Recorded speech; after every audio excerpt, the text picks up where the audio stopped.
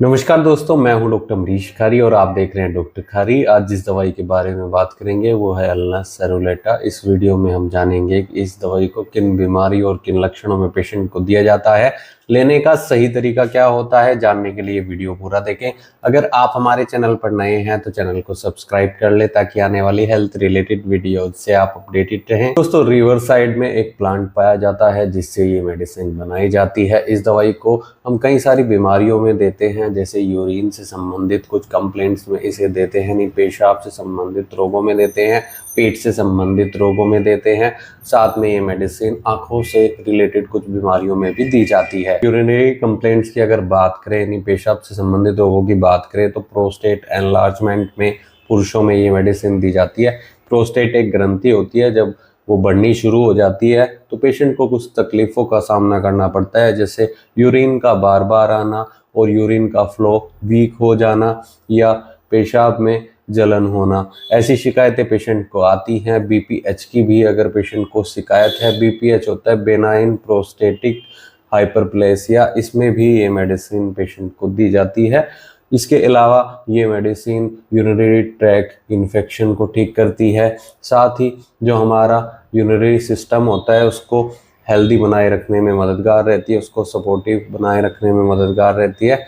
इसको हम urine flow को बढ़ाने के लिए भी देते हैं। जिन लोगों का वीक यूरिन फ्लो देखने को मिलता है पुरुषों में, तो ये दवाई बहुत इफेक्टिव रहती है। प्रोस्टेट संबंधी पेशेंट को एक और सिम्टम्स आता है कि पेशाब बूंद बूंद करके आता है। यूरिन का जो फ्लो होता है वो ड्रॉप ड्रॉप करके आता है, जिसमें देखा जाता है कि जो पेशेंट का ब्लैडर होता है वो कम्प्लीटली एम्प्टी नहीं हो पाता है। तो ऐसे केस में इस दवाई को देने से काफ़ी मदद मिलती है पेशेंट को। अगर इसके पेट से संबंधित रोगों की बात की जाए तो पेशेंट को गैस बहुत ज़्यादा बनती है, ब्लोटिंग की शिकायत देखने को मिलती है, फ्लैचुलेंस की शिकायत देखने को मिलती है, नोज़िया, वोमिटिंग, पेट दर्द, ऐसे लक्षण पेशेंट को दिखाई देते हैं।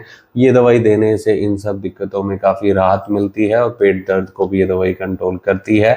डायरिया की भी कई बार पेशेंट को अगर शिकायत हो रही है, लूज मोशन लगे हैं, तो उसको भी ठीक करती है। इंडाइजेशन यानी अपच की शिकायत तब आती है जब गैस्ट्रिक जूस का सिक्रीशन परफेक्टली नहीं हो रहा है, तब ये शिकायतें पेशेंट को आती हैं। और अल्टरनेटिव डायरिया भी लगता है, कॉन्स्टिपेशन भी होती है यानी कब्ज भी होती है, पेट में गर्गलिंग होती है और क्रैम्पिंग टाइप का पेन होता है, डलनेस होती है दोनों साइड पेशेंट को। और पेशेंट को रात में ज़्यादा खाने के बाद कई बार वोमिटिंग लगती है, तो ऐसे केस में इस दवाई को दे सकते हैं, वोमिटिंग को कंट्रोल करती है।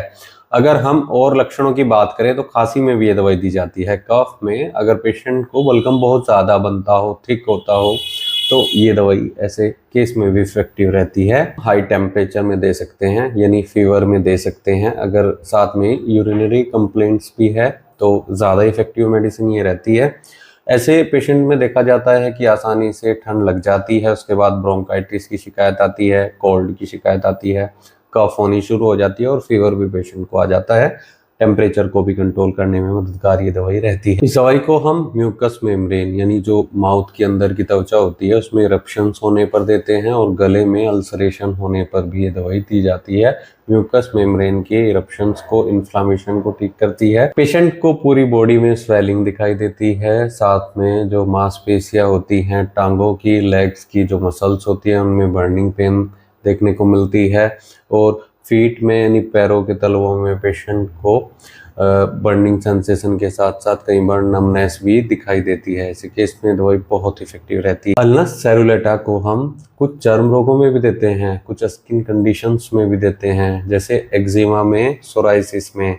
इसमें एंटी इन्फ्लामेटरी गुण होते हैं, एंटी इन्फ्लामेटरी प्रॉपर्टी होती है, जिसके कारण किसी भी चर्म रोग में ये इन्फ्लामेशन को कम करती है, इचिंग को कम करती है और बहुत इफेक्टिव मेडिसिन ये चर्म रोगों में रहती है। इस दवाई के अंदर एंटी एलर्जिक गुण भी होते हैं। जिन लोगों को एलर्जी होती है डस्ट से, जिसके कारण बार बार छींकें आती हैं, नेजल कॉन्जेशन होती है और पेशेंट को सांस लेने में तकलीफ होती है, तो ऐसे केस में ये दवाई एंटी एलर्जिक के तौर पर काम करती है और काफ़ी अच्छे रिजल्ट इसके देखे गए हैं। तो दोस्तों, इस दवाई को इन सब बीमारियों में दिया जाता है। और अगर आपको ऐसी कोई शिकायत है तो एक बार अपने होम्योपैथी डॉक्टर से ज़रूर मिले। बिना डॉक्टर की सलाह के कोई भी होम्योपैथी दवाई आप खुद से न लें, सेल्फ मेडिकेशन न करें। हो सकता है केस टेकिंग करने के बाद आपको कोई दूसरी दवाइयाँ दी जाएं। इसके लिए आप अपने होम्योपैथी डॉक्टर से मिले, नहीं तो दिए गए व्हाट्सएप नंबर पर हमसे संपर्क कर इलाज या सलाह ले सकते हैं। क्यू पावर में ज़्यादातर यूज़ की जाती है, जो कॉमन डोज होती है 5 से 10 बूंदे थोड़े पानी में डालकर दिन में 3 से 4 बार आप ले सकते हैं, लेकिन बिना डॉक्टर की सलाह के बिल्कुल न लें। धन्यवाद।